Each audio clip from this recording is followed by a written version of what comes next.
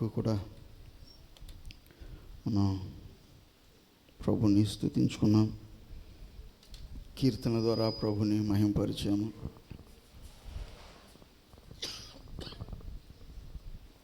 చిన్న ప్రార్థన చేసుకుని దేవుని వాక్యాన్ని మనం ధ్యానం చేసుకుందాం. పరిశుద్ధుడు అయిన తండ్రి, మహోన్నతుడా, జీవాధిపతి,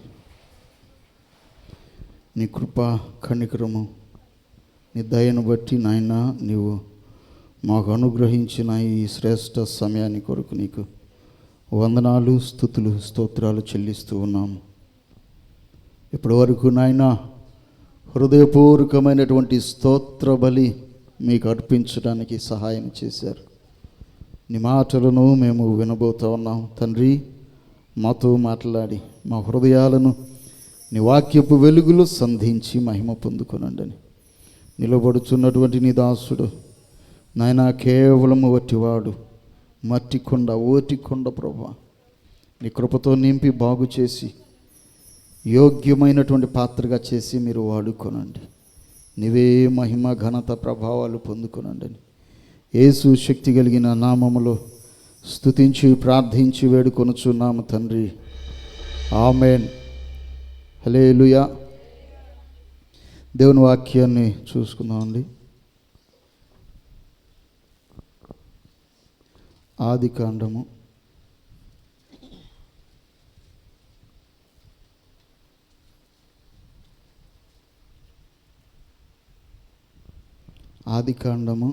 22వ అధ్యాయము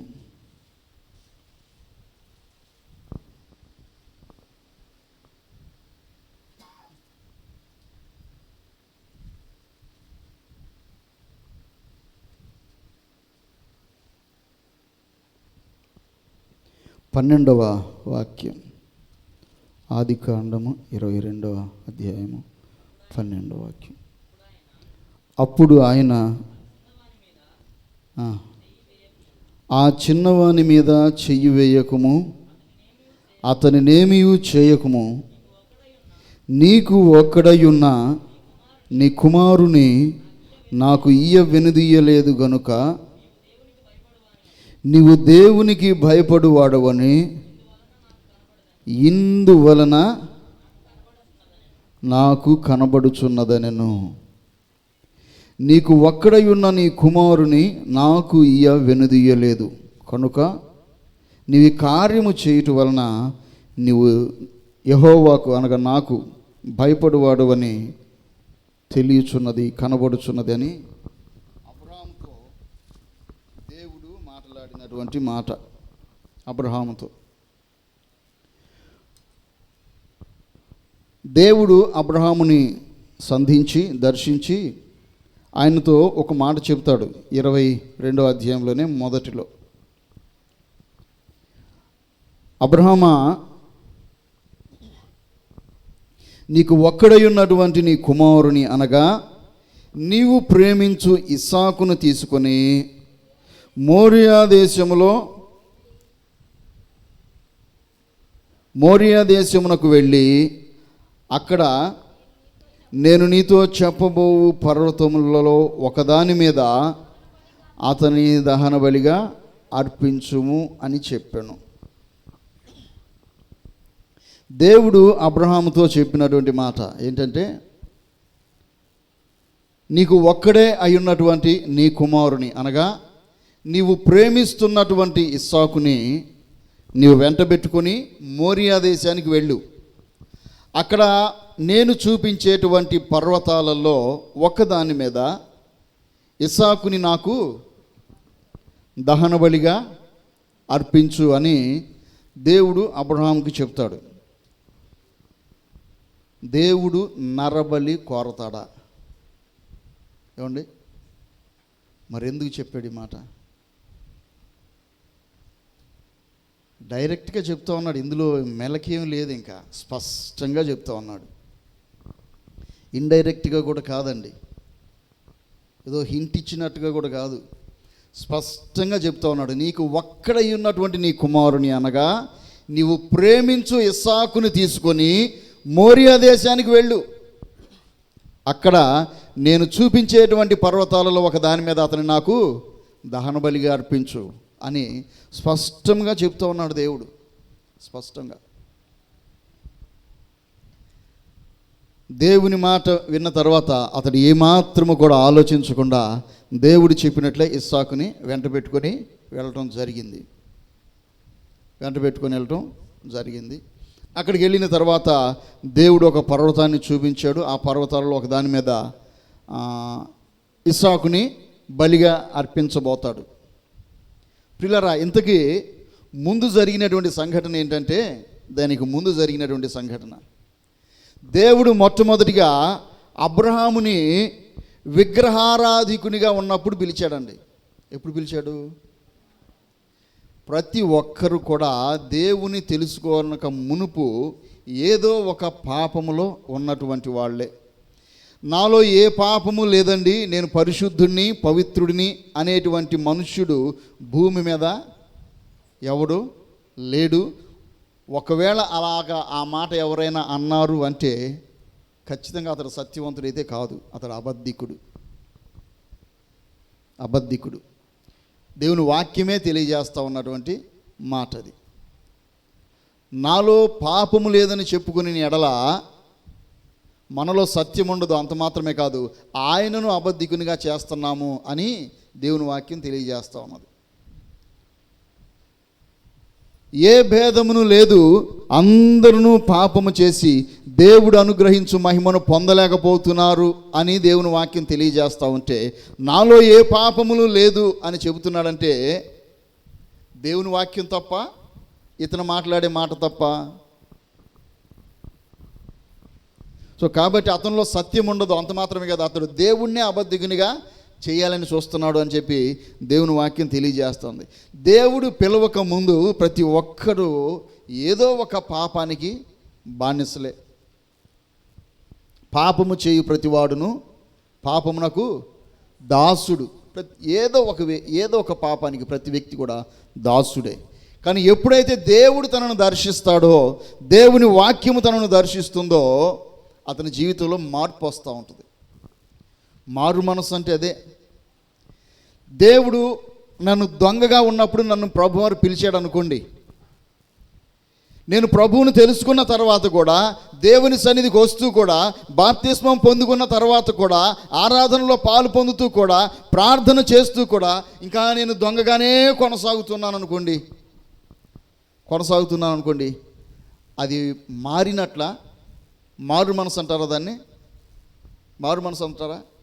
దేవుడు నన్ను పిలిచాడు అనడానికి గుర్తేంటి? దేవుడు నన్ను పిలిచాడు, నా జీవితాన్ని మార్చాడు అనడానికి గుర్తేంటి? ఏంటండి?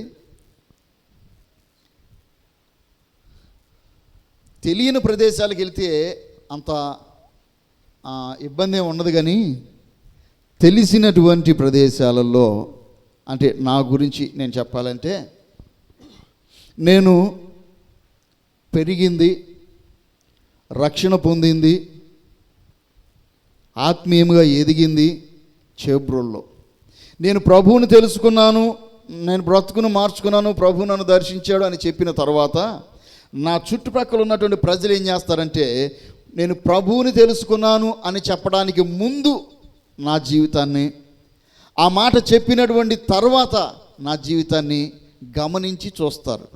అవునా? గమనించి చూస్తారు. చూసిన తర్వాత ఆ జీవితంలో అంతకు ముందుకి ప్రభు దర్శించిన తర్వాతకి వ్యత్యాసం కనబడితే నమ్ముతారు. నిజమే, వీడు మారాడు అంటారు. లేదనుకోండి ఏమంటారు? దేవుడు దర్శించడం లేదు, ఏం లేదు, వీడు దొంగ అంటారు. ఎందుకు చెప్తున్నానంటే, ప్రభు దర్శించకముందు ప్రతి ఒక్కడు పాపి, ఏదో ఒక పాపంలో ఉన్నాడు. ప్రభు దర్శించిన తర్వాత అతడు ఆ పాపం నుండి విడుదల పొందుతాడు, విడిపించబడతాడు, మార్పు అనేది వచ్చుద్ది. అర్థమైందండి? నీతిమంతుడిగా ఉన్నాడు అనుకోండి, నేనే నీతిమంతుడిని అనుకుంటున్నాడు అనుకోండి, వాడిని పట్టించుకుంటాడు దేవుడు. అందుకే ప్రభువారు చెప్పాడు, నేను మారు మనసు పొందినట్లుగా పాపులను పిలువ వచ్చాను కానీ నీతిమంతుల కొరకు రాలేదు అంటాడు. దేవాలయంలోనికి 2 వ్యక్తులు వెళ్ళారు ప్రార్థన చేయడానికి. ఒకడు సరాసరి లోపలికి వెళ్ళిపోయి, దేవాలయం లోపలికి వెళ్ళిపోయి అక్కడుండి ప్రార్థన చేస్తున్నాడు. ఏమని?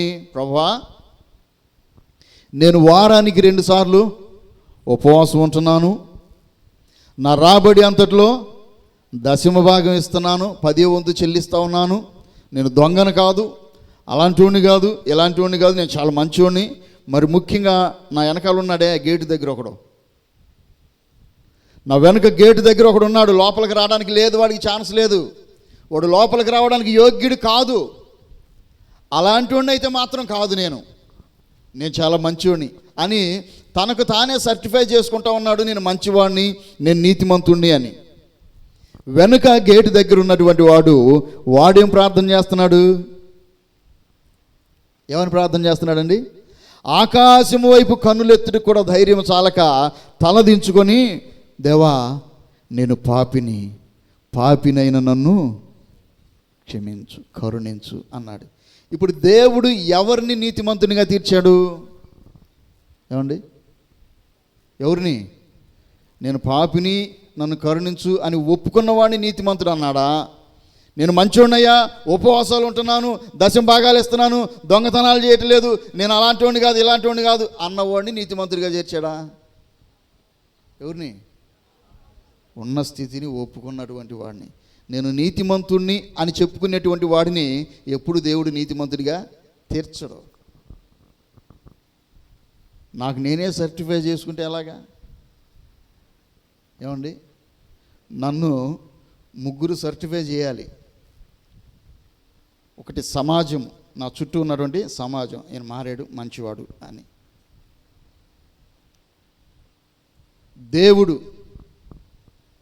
దేవుడు సర్టిఫై చేయాలి, మారాడు, మంచివాడని. సైతానుడు కూడా ఒప్పుకోవాలి. దేవునికి స్తోత్రం. వాడు కూడా ఒప్పుకోవాలి నిన్ను గురించి, ఈమె నిజమైన దేవుని బిడ్డ. యోబుని గురించి ఒప్పుకోలా? యోబు ఊరకనే నీ యందు భయభక్తులు గలవాడాయన.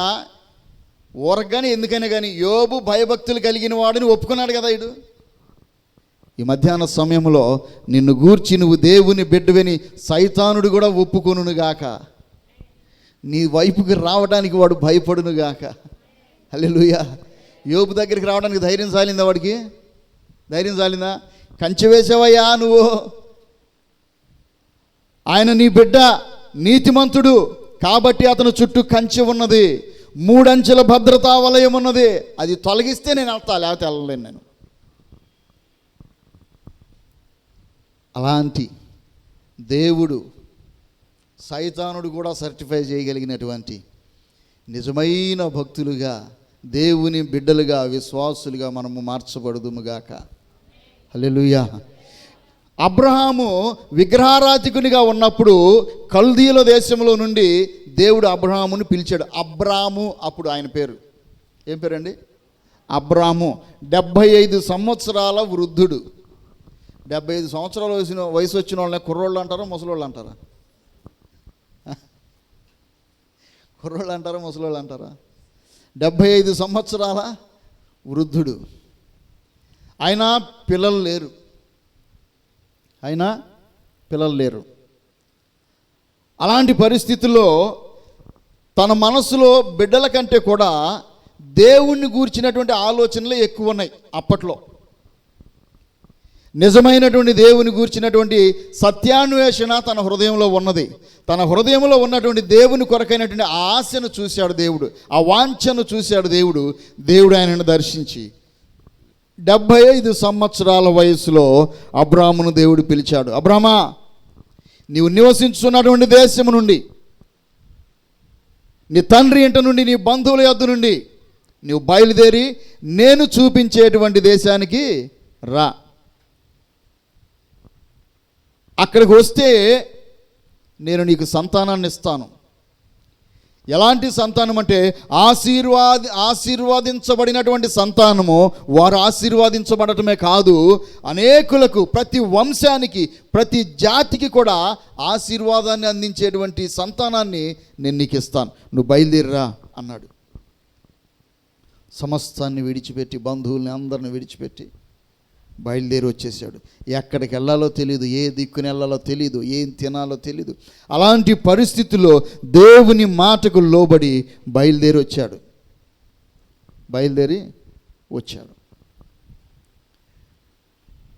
కొన్ని సంవత్సరాలు గడిచిపోయినాయి. బిడ్డలు లేరు. ఈ మధ్యలో ఎన్నో విధాలుగా అబ్రాహాము శోధించబడ్డాడు. ఎన్నో శోధనలు ఎదుర్కొన్నాడు.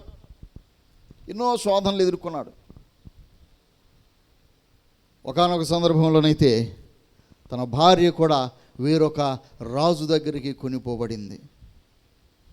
అలాంటి పరిస్థితుల్లో కూడా నా ప్రభువు నా భార్యను కాపాడతాడు విశ్వాసంతో ప్రభువు వైపే చూసి దేవుని సన్నిధిలో కనిపెట్టాడు. కానీ ఏ మాత్రము కూడా, ప్రభువా నీ మాట విని నేను లోబడి వస్తే నాకు ఇలాంటి పరిస్థితిని కల్పిస్తావా? తినడానికి తిండి లేదు, కరువు వచ్చింది కదా అని ఇక్కడికి వస్తే ఈ రాజు ఏమో ఇలా చేశాడు, ఇప్పుడు ఏంటి నా పరిస్థితి? నీ మాట విని నేను బయలుదేరి వచ్చినందుకు అని దేవుడు అబ్రాహాము ఏ రోజు కూడా దేవుని క్వశ్చన్ చేయలేదండి. దేవుని క్వశ్చన్ చేయలేదు. ఏ పరిస్థితి ఎదురైనా సరే మౌనంగా దేవునికి అప్పగించుకున్నాడే తప్ప ఏ రోజు కూడా తలెత్తి ప్రభు సన్నిధిలో అడగలేదు, ఎందుకు ప్రభువా నాకు ఇలాంటి పరిస్థితి కలిగించావు? నేనేం దోషం చేశాను? ఏ పాపం చేశాను? నేను నీ మాటకు లోబడి వచ్చినందుకు నాకు ఇదే నీవు ఇచ్చేటువంటి బహుమానం, ఇలాంటి పరిస్థితిలో నీవు నా కుటుంబంలోనికి అనుమతించేది అని ఏ రోజు కూడా అబ్రాము దేవుణ్ణి ప్రశ్నించాల. మౌనంగా దేవునికి తనను తాను అప్పగించుకున్నాడు. దేవునికి అప్పగించుకున్నాడు.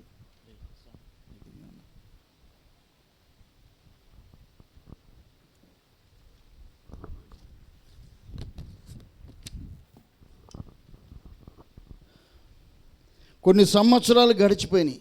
మధ్యలో శారమ్మకి కొంత ఆలోచన కలిగింది, కాస్త బలహీనమైనటువంటి మనసు వచ్చింది. ఏమయ్యా, నా దేవుడు సంతానం ఇస్తాడు, మామూలు సంతానం కాదు, ఆశీర్వాదకరమైన సంతానం ఇస్తాడు అని నన్ను నమ్మించి నాకు చెప్పి ఇక్కడ తీసుకొచ్చావు. ఇక్కడున్న జనాల్లో మనకు సంబంధించిన వాళ్ళు ఎవరు లేరు, మనకు పరిచయస్తులు బంధువులు ఎవరు లేరు. వాళ్ళ మధ్యలోనికి తీసుకొచ్చి నన్ను పెట్టావు. ఇక్కడ మనం ఎదుర్కొంటున్నటువంటి పరిస్థితులు ఏంటి? కరువు, తినడానికి లేనటువంటి పరిస్థితులు ఎదురైతే ఉన్నాయి. సమృద్ధి ఉంది కదా అని ఆదేశానికి వెళ్తే అక్కడ ఎలాంటి పరిస్థితి ఎదురైంది. ఇలాంటి పరిస్థితి దగ్గర 70 సంవత్సరాల వయసులో నన్ను పరపురుషుడు తీసుకొని వెళ్ళడానికి ప్రయత్నం చేస్తూ ఉన్నాడు. ఇలాంటి పరిస్థితుల ఇదా నువ్వు దేవుడు అని చెబుతున్నటువంటి ఆ దేవుడు నీకు చేసేటువంటి మేలు అని అనుకున్నదో ఏమో. అబ్రాహాము దగ్గరికి వచ్చింది, ఎంతకాలం కనిపెడతావయ్యా? ఇంకా సంతానం ఇస్తాడు అన్నావు కదా, ఇంకెంతకాలం? ఇంకా ఆయన సంతానం ఇయ్యడో, నువ్వేదో పిచ్చోడు కాబట్టి ఆయన మాటలు నమ్మి వచ్చావు, కానీ ఇంక లేదు, ఛాన్స్ లేదు. ఈ వయసులో ఇంకా పిల్లలు ఏంటయ్యా? నా వయసు ఎంత? నా వయసు ఎంత? ఏమండి, సహజంగా భార్య వయసు ఎక్కువ ఉంటుందా, భర్త వయసు ఎక్కువ ఉంటుందా?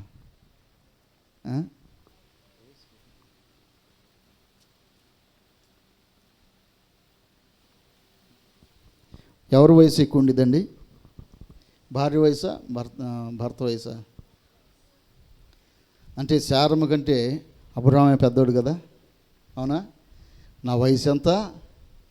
ఇంకా నేను పిల్లల్ని కంటానా? కాబట్టి నాకు బదులుగా హాగర్ను, నా దాసి అయినటువంటి హాగర్ను పెళ్లి చేసుకుని ఆమె ద్వారా సంతానాన్ని ఇవ్వను. ఏం మైండ్ అండి ఇది? నీ వయసు ఎంత? ఆయన వయసు ఎంత?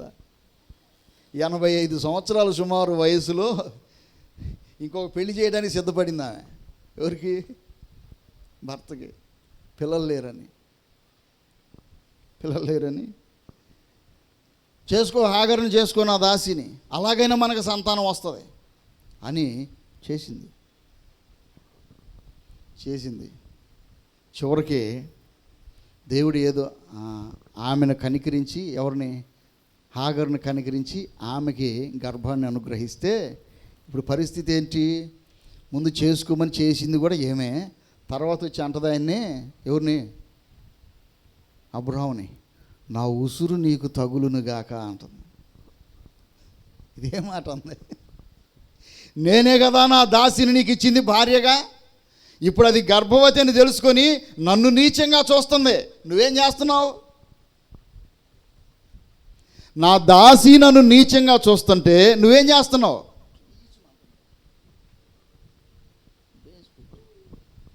నువ్వేం చేస్తున్నావు? తమాషా చూస్తున్నావా? మా ఇద్దరం గొడవాడుకుంటా అంటే నువ్వు ఇలాంటి పరిస్థితులు నాకు కల్పించావు కాబట్టి నా ఉసురు నీకు తగులునుగాక ఉంది. నేనేం చేసేది తల్లి? నీ దాసి ఆమె నీ చేతిలో ఉంది. ఏం చేసుకుంటావు నీ ఇష్టం. నువ్వేం చేసుకుంటావు నీ ఇష్టం. రాశి రంపాన పెట్టిందండి, మామూలుగా కాదు. రాశి రంపాన పెట్టింది. పారిపోయే పరిస్థితి వచ్చింది ఆమెకే. ఎవరికి? హాగరమ్మకే పారిపోయే పరిస్థితి వచ్చింది. పారిపోయింది. పారిపోతుంటే మరలా దేవుడు దర్శించాడు. దర్శించి, నేను గతంలో కూడా చెప్పాను కదా, ఆమె స్థితి ఏంటో గుర్తు చేశాడు. నీవు గర్భవతి అయినా, అబ్రాహాముకు భార్యగా మార్చబడి గర్భవతి అయినా, నీవెవరివే? శారమ్మ దాసివి నువ్వు. కాబట్టి నువ్వు వెళ్ళి నీ యజమానురాలి చేతి క్రింద అణిగి ఉండు. తలెత్త మాకు, మెడవంసని అలాగుండ మాకు, అణిగి ఉండు అని చెప్పి పంపిస్తాడు. కొంతకాలం గడిచింది.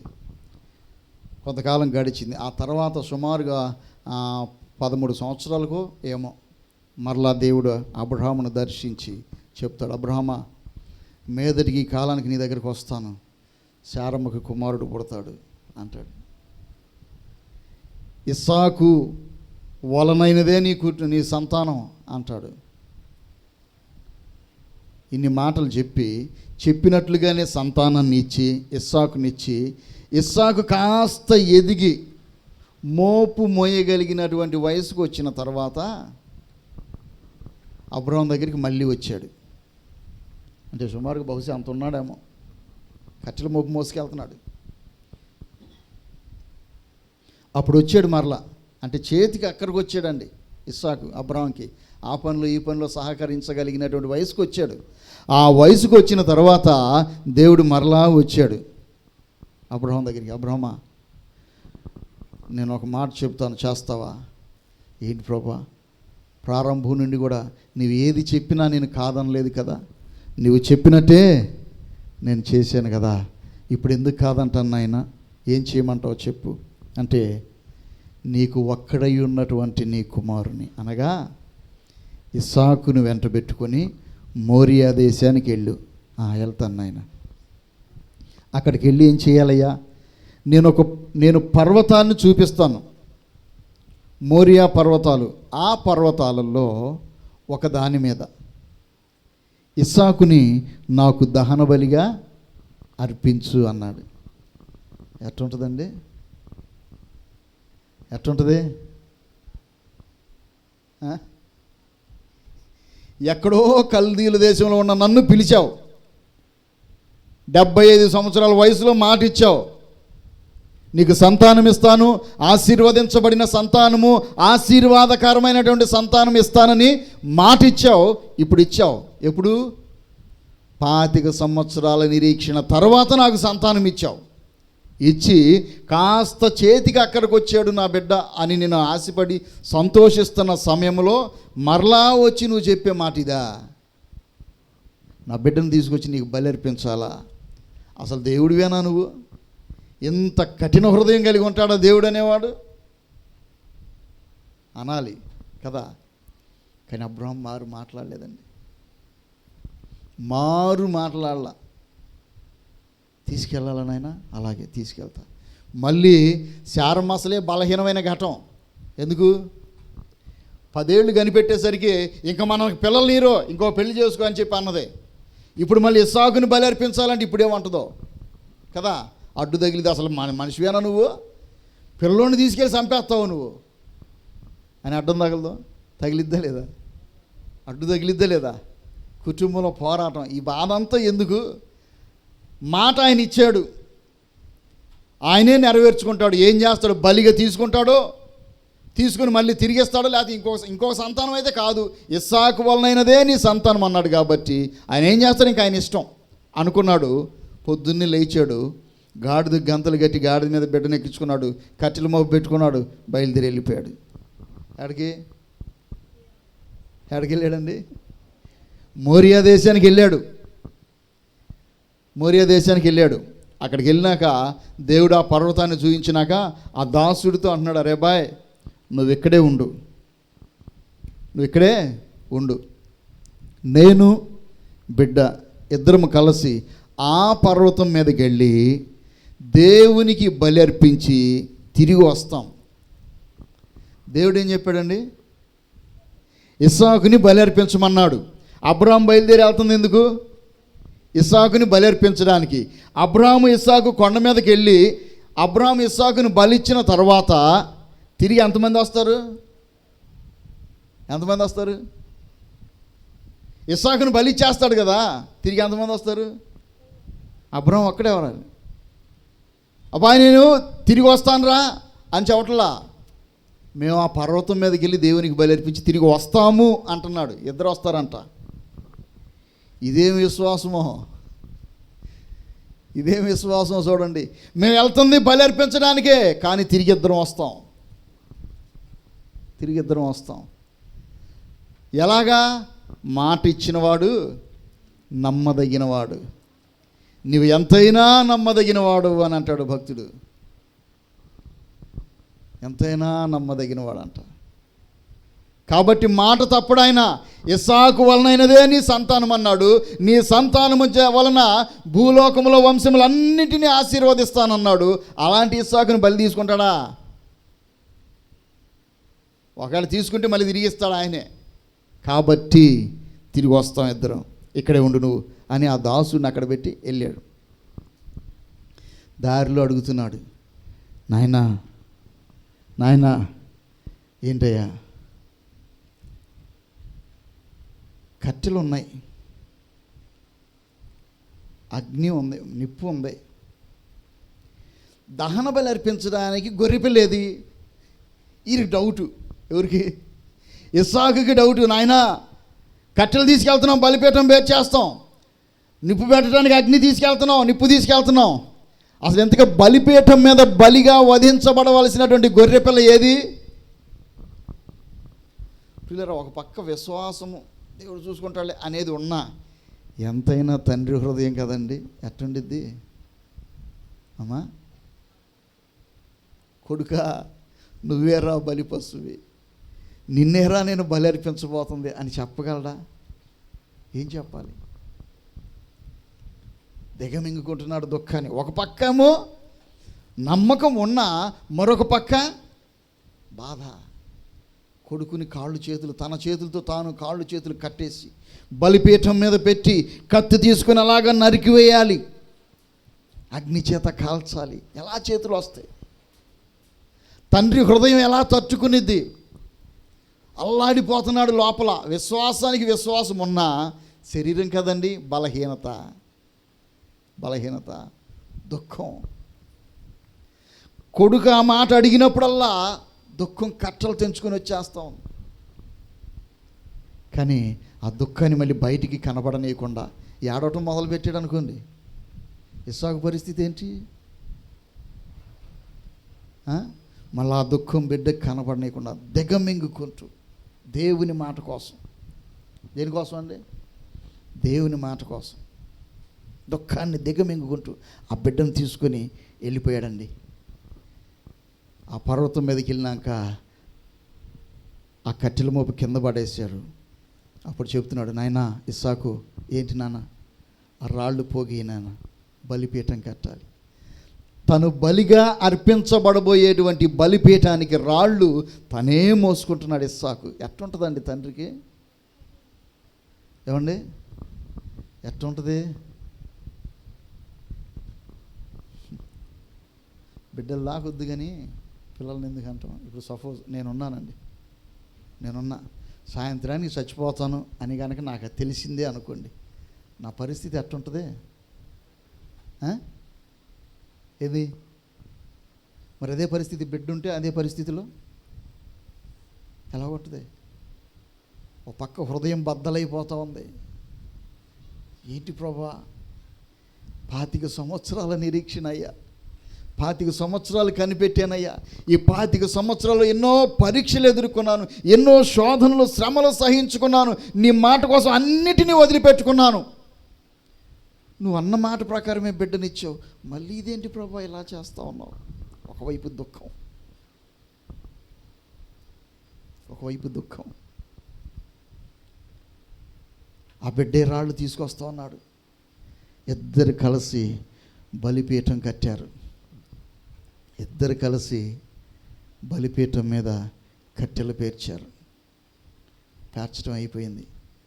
ఇప్పుడు ఆ తండ్రి వెళ్ళి ఆ బిడ్డను కాళ్ళు చేతులు కట్టేస్తూ ఉంటే బిడ్డకి ఎలా ఉంటుంది? ఏంటి నాన్న, ఇప్పుడు నువ్వు బలిగా అర్పించబోయేటువంటి బలి పశువుని నేనా? నన్ను బలర్పించడానికి నువ్వు తీసుకొచ్చింది, నన్ను బలర్పించబోయేటువంటి బలిపీఠం కోసమా నేను రాళ్ళు మోసింది? నా బలిపీఠానికి నేనే రాళ్ళు మోసుకున్నానా? నా బలిపీఠానికి నేనే కట్టెలు మోసుకున్నానా? ఇలాంటి పరిస్థితి నాకు కల్పిస్తావా? నువ్వు తండ్రివా? నీ హృదయం తండ్రి హృదయమేనా? ఇవేం రాలేదనుకుంటున్నాను నేను. తండ్రిని అయితే ఏమనలా, మౌనంగా తండ్రి ఇష్టానికి అలాగే అప్పగించుకున్నాడు. తండ్రి అయినటువంటి అబ్రహాము దేవుని మాటకి ఎలాగైతే అప్పగించుకున్నాడో, దేవుని చిత్తానికి ఎలాగైతే అప్పగించుకున్నాడో, కుమారుడు కూడా తన తండ్రికి తాను మౌనంగా అప్పగించుకున్నాడు.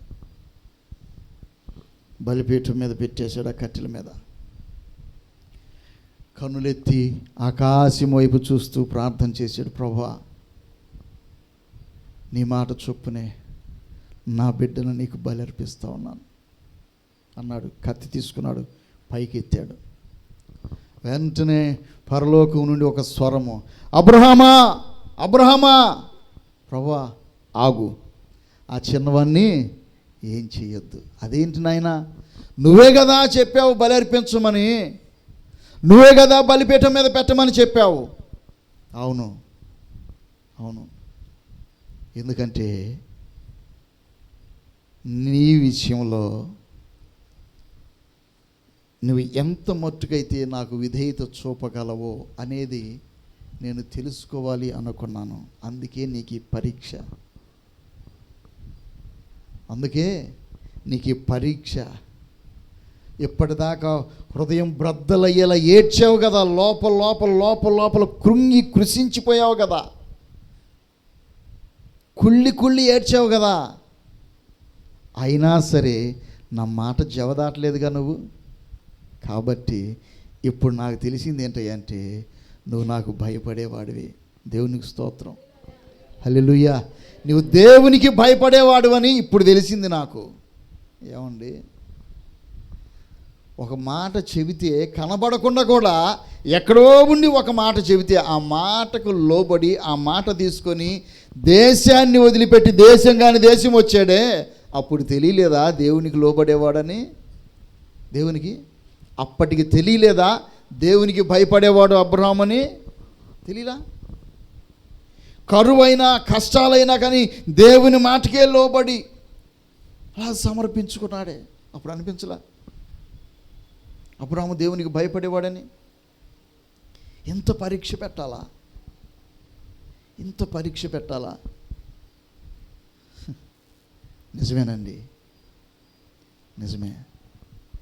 అంత పరీక్ష పెట్టిన తర్వాతే దేవుడు అంటున్నాడు, అబ్రహామా నువ్వు నాకు భయపడేవాడివి, నువ్వు నాకు భయపడేవాడు, ఇప్పుడు ఇంకా ఆశీర్వదిస్తున్నాను నేను. దేవునికి స్తోత్రం, హల్లెలూయా, హల్లెలూయా. అందుకేనండి ఆయన విశ్వాసులకి తండ్రి. ఎవరండి ఆయన? అబ్రహాం ఎవరు? విశ్వాసులకు తండ్రి. ఎంత ఆధిక్యత ఇచ్చాడో చూడండి ఆయనకి, ఎంత ఆధిక్యత అంటే, దేవాది దేవుడే నరావతారమెత్తి ఈ లోకంలో జన్మించినప్పుడు ఆయన ఏమని పిలువబడ్డాడంట? అబ్రహాము సంతానమనే పిలువబడ్డాడండి. హల్లెలూయా, హల్లెలూయా. దేవాది దేవుడు కూడా అబ్రహాము సంతానం అని పిలువబడడానికి ఇష్టపడ్డాడు. అంత ఘనతనే అబ్రహాముకి ఇచ్చాడు. ఇంత ఘనత ఊరకు వచ్చిందా ఏమండి? ఎంత నలిగిపోయాడో కదా, అవునా? ఎంత నలిగిపోయాడో, ఎంత కృంగిపోయాడో హృదయంలో. అన్నిటిల్లో కూడా తన దుఃఖాన్ని తనలో దిగమింగుకున్నాడే కానీ దేవుని మాటను మాత్రం ధిక్కరించలా.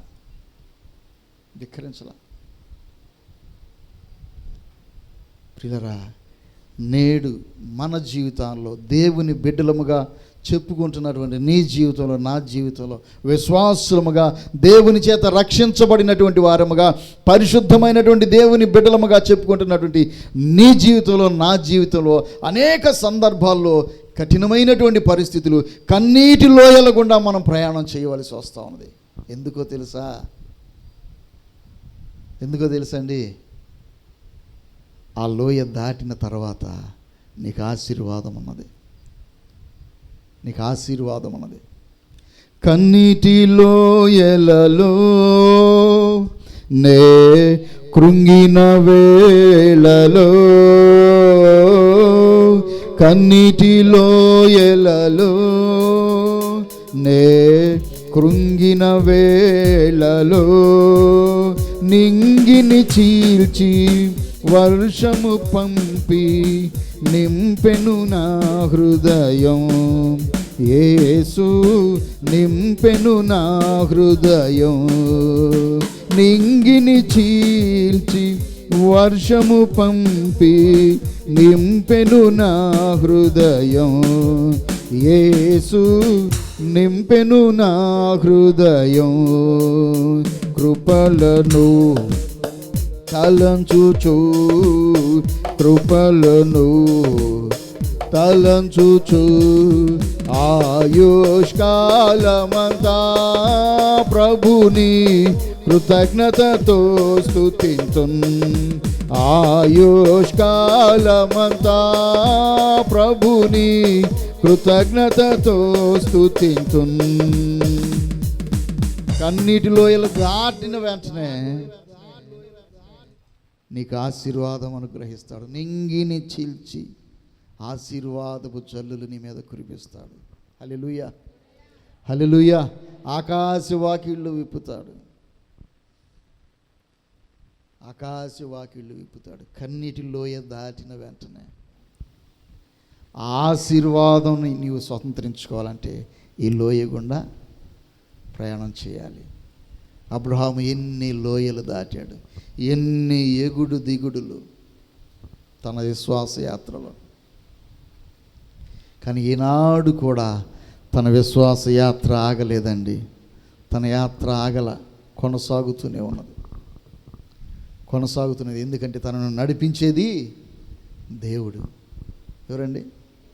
ఎవరు నడిపిస్తున్నారు? నిన్నెవరు నడిపిస్తున్నారు?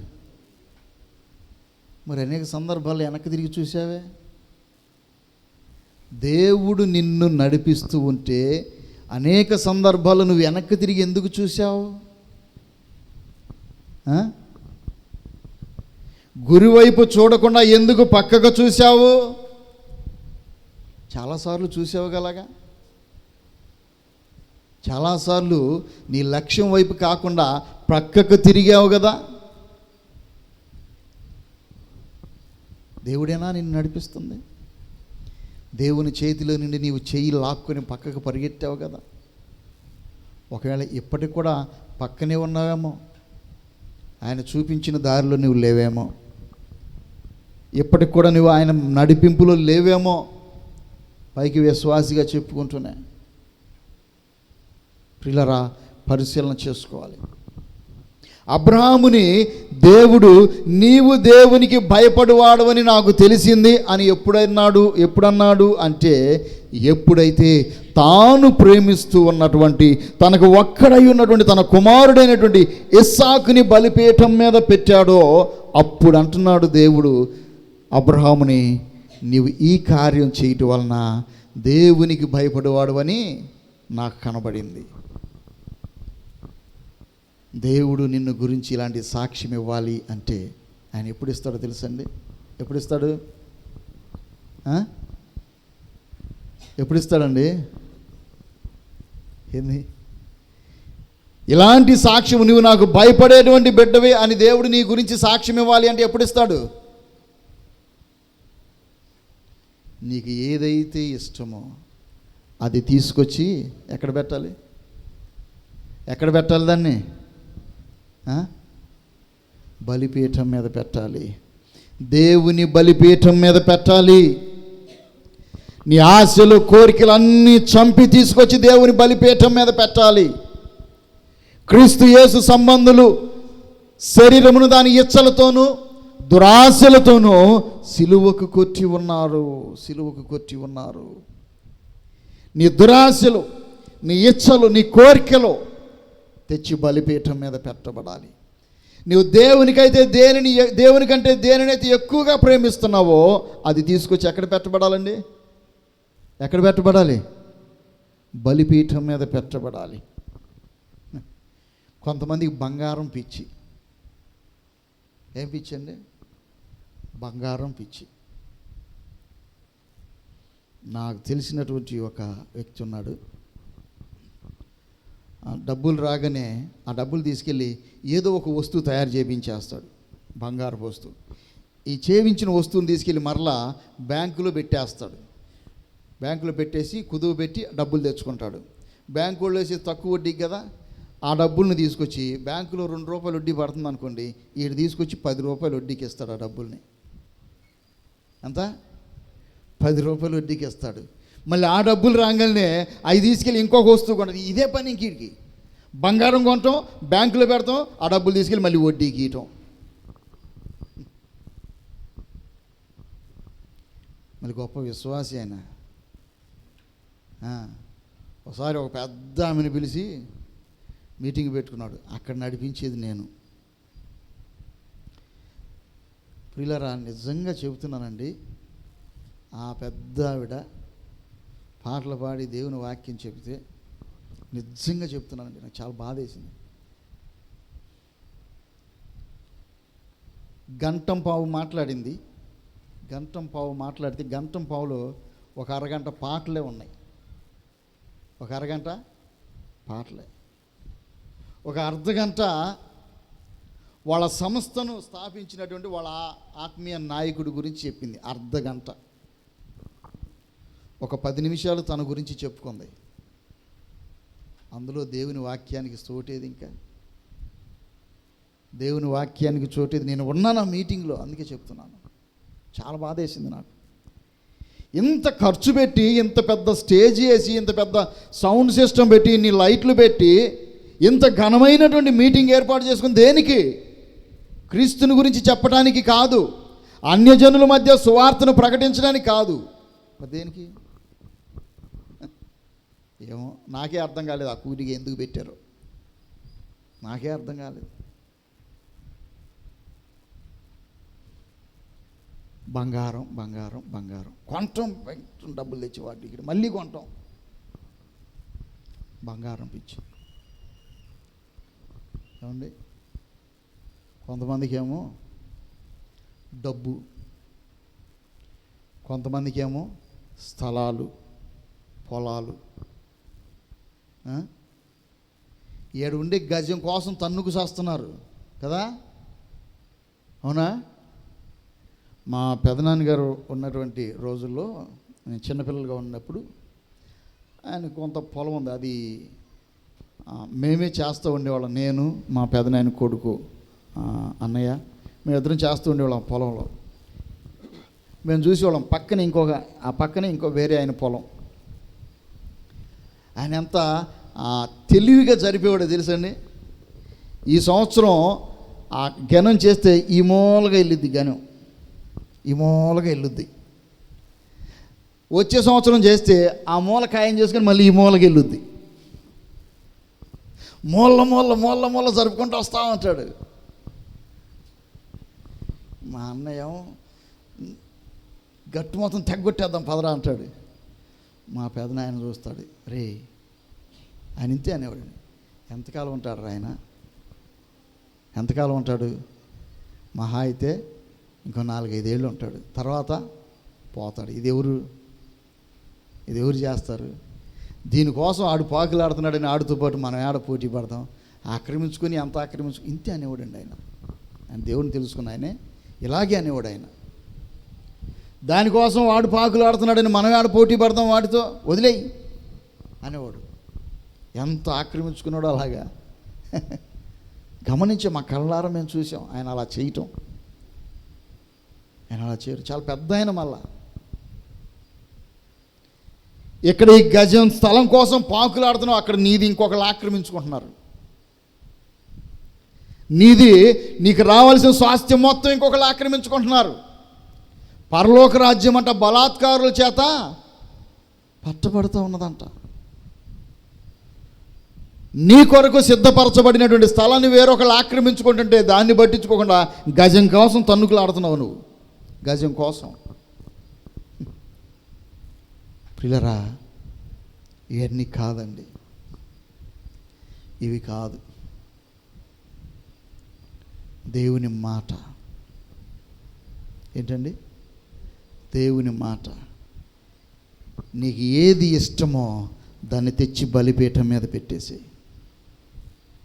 దాన్ని తెచ్చి బలిపీఠం మీద పెట్టాలి.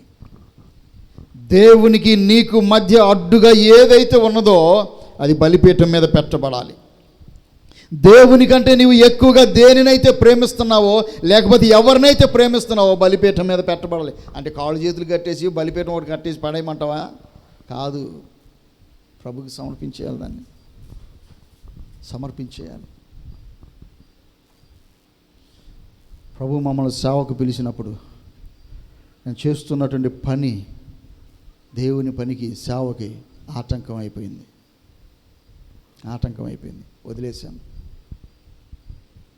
వదిలేశాను. తర్వాత పరిస్థితి మారిపోయింది, మరలా ఆ పని చేసుకున్నాను. సంఘం మరలా కాస్త వృద్ధి చెందింది, వదిలేశాను. పని అడ్డొచ్చినప్పుడు దాన్ని వదిలేసేసాను. నీకు దేవునికి మధ్య ఏది అడ్డు వస్తుందో, ఎవరు అడ్డు వస్తున్నారు? ఎవరు అడ్డు వస్తున్నారు? కొంతమందికి అందం పిచ్చి. ఏం పిచ్చి అండి? డెకరేషన్లు మామూలుగా ఉండవు. మన యూట్యూబ్లో వస్తుంది ఒక అక్కాయి, అక్కాయి పాట రాత్రి కూడా చూసాం. ఆ అక్కాయి పాట పాడితే కుర్రోళ్ళు కూడా లేచి డ్యాన్స్ చేస్తారు. అట్లా ఉంటాయి ఆ పాటలు. సినిమాల్లో ఐటెం సాంగ్స్ కను ఆ పాటలకి తేడా కనపడదు పెద్దగా. నువ్వు దేవుణ్ణి స్తుతించేటప్పుడు అందులో ఆత్మీయత రావాలి, కానీ అల్లరి రాకూడదు. దేవునికి స్తోత్రం, హల్లెలూయా. అల్లరి రాకూడదు. నిన్ను చూసినప్పుడు ఇతను దేవుని బిడ్డ, ఈమె దేవుని బిడ్డ అనే ఆలోచన కలగాలి, కానీ నిన్ను చూసిన వాళ్ళకి ఏం భలేగుందే అనే ఆలోచన రాకూడదు. అలా ఆలోచన రావడానికి నువ్వు చేసిన డెకరేషనే కారణం. సినిమా యాక్టర్లకి వాళ్ళకి తేడా లేకుండా పోతుందండి. కొంతమంది విశ్వాసులే. మొన్న పాస్టర్ గారు చెబుతూ ఉన్నాడు, పొద్దున్నే 5 గంటలకు జరిగే ఆరాధన కూడా మెడలో నగలేసుకొని వస్తారంట. పొద్దున్నే ఎవరు చూస్తారు చెప్పండి? పొద్దున్నే ఎవరు చూస్తారు? వచ్చిన వాళ్ళని చూడాలి. వాళ్ళందరికంటే నా దగ్గర ఎక్కువ బంగారం ఉందని అందరికీ తెలియాలి. తెచ్చి పెట్టు బలిపీఠం మీద పెట్టు. నిన్ను ఆశీర్వదించటమే కాదు, అనేకులకు ఆశీర్వాదకరముగా ప్రభు నిన్ను చేయబోతా ఉన్నాడు. హల్లెలూయా. నీవు ఆశీర్వదించబడకపోవటానికి కారణం అదే, ఆ పిచ్చే. ఆశీర్వాదం లేకపోవడానికి ఏంది కారణం? ఆశీర్వాదం లేదంటారు ఏంది పాస్టర్ గారు? మాకు ఏం తక్కువైంది? అన్నీ సమృద్ధిగానే ఉన్నాయి, ఇంకా నీకు ఇబ్బందిగానే. మాకేం ఇబ్బంది? మమ్మల్ని ఆశీర్వాదం, మీకు ఆశీర్వాదం రావట్లేదు, అడ్డుగా ఉందా అని అంటావు. అది కాదు ఆశీర్వాదం. అన్యజనులు కూడా మన అంతకంటే ధనవంతులు ఉన్నారు, లేరా? యెహోవా ఆశీర్వాదం ఐశ్వర్యం ఇచ్చిద్ది, సైతానుడు కూడా ఐశ్వర్యం ఇస్తాడు. ఇవ్వడా? ఇస్తాడు. అది కాదు, దేవుడు మాత్రమే ఇవ్వగలిగింది, ఇంకెవ్వరు ఇవ్వలేనిది నీకు నూతన హృదయం. దేవుడు మాత్రమే చేర్చగలిగింది, నిన్ను ఇంకెవ్వరూ చేర్చలేనిది పరలోకం. దేవుడు మాత్రమే ఇవ్వగలిగింది, ఇంక ఎవ్వరు ఇవ్వలేనిది నీ హృదయంలో ఆనందము, సంతోషము, సమాధానము. కాబట్టి ప్రియులరా, అబ్రహాముతో దేవుడు అంటున్నాడు, నువ్వు ఎవరినైతే నువ్వు ప్రేమిస్తా ఉన్నావో తీసుకొచ్చి బలిపీఠం మీద పెట్టేసాయి. నువ్వు నన్ను ప్రేమించేవాడివిగా ఉండాలంటే, నా చేత ఆశీర్వదించబడిన వాడివిగా ఉండాలంటే, అనేకులకు ఆశీర్వాదకరముగా మారాలి అంటే, నీకు నాకు మధ్య అడ్డుగా ఉన్నది తొలగించేసుకో. బలిపీఠం మీద పెట్టేసాడు అబ్రహాం. వెనుదీయలేదు. స్థలాల కోసం పాకులాడలేదు అబ్రహాము, పొలాల కోసం పాకులాడలేదు. ఆ రోజుల్లోనే మంచి మిద్దె కట్టుకోగలడు అబ్రహాము, మంచి ధనవంతుడు. కానీ గుడారాల్లోనే నివసించాడండి. గుడారాల్లోనే నివసించాడు. ఎందుకో తెలుసండి? ఇక్కడ నేను పరదేశిని, నాదంటూ ఒక రాజ్యం ఉన్నది, నాకంటూ ఒక దేశం ఉన్నది. అక్కడికి వెళ్ళాలి నేను. అక్కడ ఉంది నాకు స్థిరమైనటువంటి నివాసం. ఇది తాత్కాలికం కాబట్టి దీనికోసం నేను ఆరాట పడను అనుకున్నాడు. దీన్ని పట్టించుకోవాలి. పరలోకం కొరకు సిద్ధపడ్డాడు. దేవుడు దేనికి శిల్పియు నిర్మాణకుడినై ఉన్నాడో పునాదులు కలిగిన ఆ పట్టణం వైపు చూశాడంట అబ్రహాము. లోకం వైపు చూస్తే అబ్రహాముని విశ్వాసులకి తండ్రి అని మనం చెప్పుకునే వాళ్ళం కాదు. లోకరక్షకుడైనటువంటి క్రీస్తు ప్రభువారు కూడా అబ్రహాము సంతానముగా పిలువబడేవాడు కాడు. చూస్తే ఇది నానంత ఘనత, గౌరవం, ఆధిక్యత రావడానికి కారణం ఏంటంటే, తను దేనినైతే దేవుని కంటే ఎక్కువగా ప్రేమించాడో దాన్ని తీసుకొచ్చి బలిపీఠం మీద పెట్టేశాడు. ఇంకా నీలో కోరికలు చావలేదు కదా, మరి నీ ఆశలు చావలేదు కదా లోకం కొరకు. ఏమండి? అది కావాలి, ఇది కావాలి, అది కావాలి. ఈ పోరాటం పోలేదు కదా ఇంకా. మీలో యుద్ధములను పోరాటములు దేని నుండి కలుగుతున్నవి? మీ శరీరంలో పోరాడు మీ భోగచ్చలను బట్టి కాదా? దేన్ని బట్టి అంట? శరీర ఇచ్చలను బట్టి, శరీర సుఖాలను బట్టి పోరాటాలు, కొట్లాటలు, శరీర సుఖం కోసం, భోగేచ్ఛలు, సుఖేచ్ఛల కోసం కాదా? తెచ్చిపెట్టు బలిపీఠం మీద. ప్రభా, ఇదిగో నా దేహం నీ బలిపీఠం మీద పెట్టేస్తున్నా. నీకంటే ఎక్కువ దేనినైతే నేను ప్రేమిస్తున్నాను, ఇదిగో బలిపీఠం మీద పెట్టేస్తున్నా. నీ కానుక కాదండి ఆయనకి కావాల్సింది. నువ్వు ఇచ్చే చందా కోసం చూడలేదు ఆయనకు కావాల్సింది నీ జీవితం. ఆయనకు కావాల్సింది నీ హృదయంలో స్థానం, నీ చందా కాదు. అలాగైతే చందాలు అయ్యే అవసరం లేదుగా, మేము ఇంకా చందా ఇవ్వకుండా వెళ్ళిపోతాం. మీ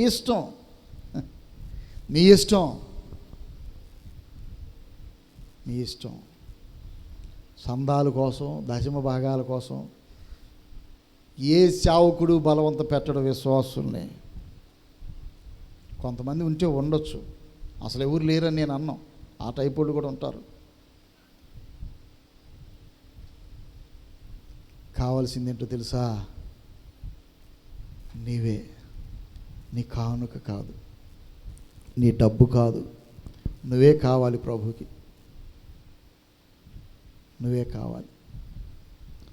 పెట్టుకొని జీవితాన్ని దేవుని బలిపీఠం మీద, ప్రభువా ఇదిగో నా జీవితాన్ని సమర్పించుకుంటా ఉన్నాను, నా సమయాన్ని నీకు సమర్పించుకుంటూ ఉన్నాను, నా యవ్వన బలాన్ని నీకు సమర్పించుకుంటూ ఉన్నాను, నా ధనాన్ని నీకు సమర్పించుకుంటున్నాను.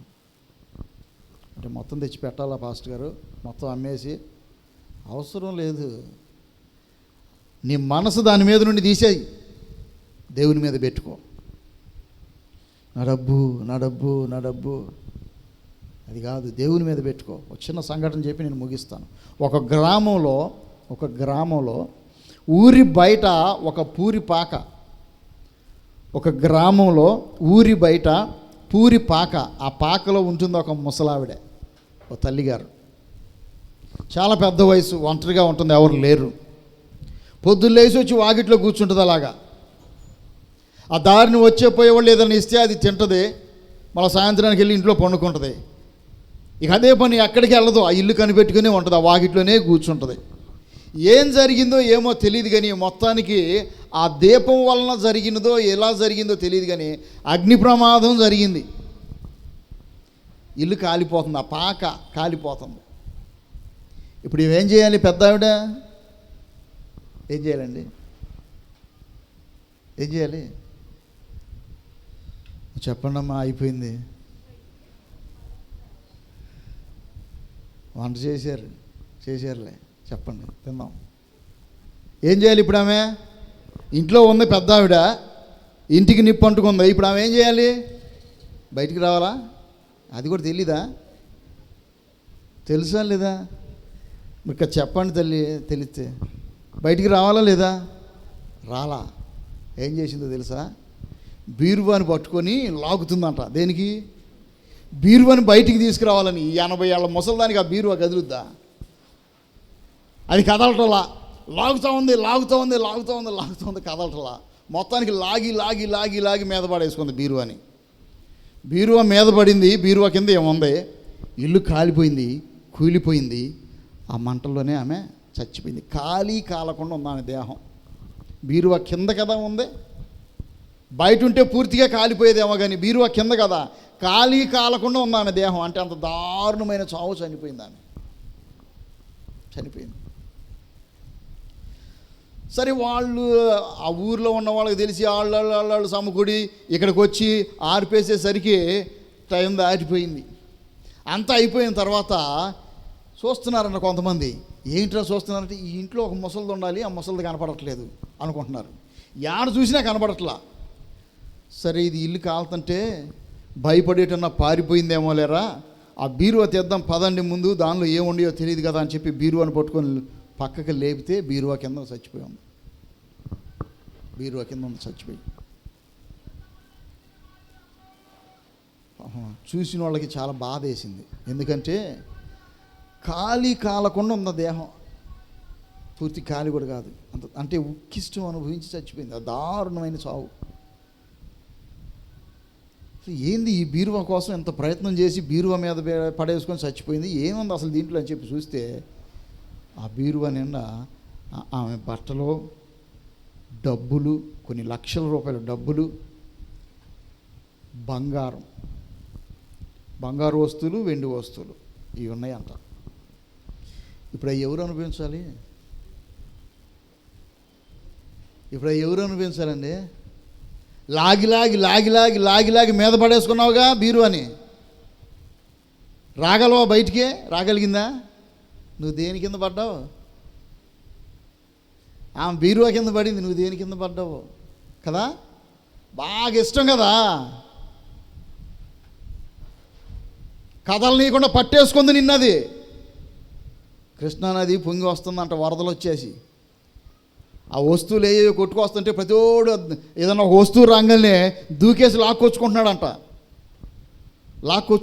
పక్కన ఒకడు దిగాలుగా చూస్తూ ఉన్నాడు. పక్కనోడు అన్నాడంట, ఏంటిరా దిగాలుగా చూస్తున్నావు అంటే, అరే అందరు దూకి ఏదో ఒకటి తెచ్చుకుంటున్నారా కొట్టుకొచ్చే వాటిని, నాకే ఏం దొరకట్లేదు, దూకుదాం అనుకునే లోపు ఒకటి దూకేస్తున్నాడు, నాకేం దొరకలేదురా అని చెప్పి చూస్తూ ఉన్నాడంట దిగాలుగా. పక్కనోడు చెప్పాడంట, మంచి సలహా రీ, అది దూరం నల్లగా ఒకటి కొట్టుకొస్తుంది చూడరా, అదేందో కానీ చాలా పెద్దదిలాగా ఉంది, దూకేసి పరిగెత్తుకుంటే ఎదురెళ్ళి అక్కడ పైనే దూకేసి దాన్ని తెచ్చేసుకోరా అన్నాడంట. వీడు పరిగెత్తుకుంటూ వెళ్ళాడు. వీడు పరిగెత్తుకుంటూ వెళ్ళి దూకేసి ఈదుకుంటూ వెళ్ళి దాన్ని పట్టుకున్నాడంట. పట్టుకున్నాడు కానీ ఇక రావట్లా ఒడ్డుకి రావట్లా, ఇంకా వెళ్ళిపోతున్నాడు నీళ్ళు అంటపడి. వీడు ఒడ్డు నుండి కేకదు, రే రారా ఇటు రారా అంటే, ఏడ్రా రాలేకపోతున్నాను రా అన్నాడు. రాలేకపోతే దాన్ని వదిలేసి నువ్వు వచ్చేసే అన్నాడంట. నేను వదిలి చాలాసేపు అయింది, అదే నన్ను వదలలేదురా. నేను దాన్ని వదిలిపెట్టి చాలాసేపు అయింది కానీ అది నన్ను వదలటలేదురా, అది నన్ను వదలటలేదు. ఇంతకీ ఏందిరా అని చెప్పి చూస్తే అది ఎలుగుబంటి. అది వరదలో కొట్టుకొస్తుంది. వీడు దాని దగ్గరికి వెళ్ళగానే పట్టేసుకుంది. ఎట్నో కట్ట తప్పించుకోవాలని పట్టేసుకుంది. ఈయన పట్టుకుంది, ఇక ఈయన వదలట్లా. దేవునికి స్తోత్రం. పరదేశులము ప్రియులారా అంటానికి కూడా దొరకలా దేహం. ఆ పాట పాడటానికి కూడా దేహం దొరకలా. ఇంకేడ దాని దగ్గరికి వెళ్ళి ఎవరు తెస్తారు? వెళ్తే ఆడిని కూడా పట్టేసుకుంటుంది అది కదా. పరదేశంలో లేదు, ఏం లేదు, అయిపోయింది ఇంకంతా. ఏది పట్టుకుందో నిన్ను, దేని కింద పడి నలిగిపోతున్నావో తీసుకురా దాన్ని నా ప్రభు బలిపీఠం మీదకి. నిన్ను ఆశీర్వదించి అనేకులకు ఆశీర్వాదకరంగా నిన్ను మార్చబోతున్నాడు నా యేసయ్య. తీసుకొద్దామా? తెచ్చి పెడతావా దేవుని బలిపీఠం మీద? నీ ఆశలు, నీ కోరికలు, నీ ఇచ్చలన్నీ పెడదామా బలిపీఠం మీద? అడుగు ప్రభుని, ప్రభువా ఇదిగో ఇది నన్ను పట్టేసింది ప్రభువా, ఈ బలహీనత నుండి నేను విడుదల పొందలేకపోతున్నాను, ఈ ఆశల నుండి విడుదల పొందలేకపోతున్నాను, ఈ కోరికల, ఈ ఇచ్చల నుండి విడుదల పొందలేకపోతా ఉన్నాను ప్రభువా, నన్ను విడిపించు నాయన. ఇదిగో నీ బలిపీఠం వద్దకు లాక్కొస్తూ ఉన్నాను దాన్ని, నన్ను విడిపించండి ప్రభు అని ప్రభు సన్నిధిలో అడుగుదాం, విడుదల పొందుదాం, ఆశీర్వాదకరమైనటువంటి జీవితాన్ని ప్రభు కొరకు జీవిద్దాం. అలాంటి కృపను ప్రభు మనకు దయచేయునుగాక. ఆమేన్. హల్లెలూయా, హల్లెలూయా.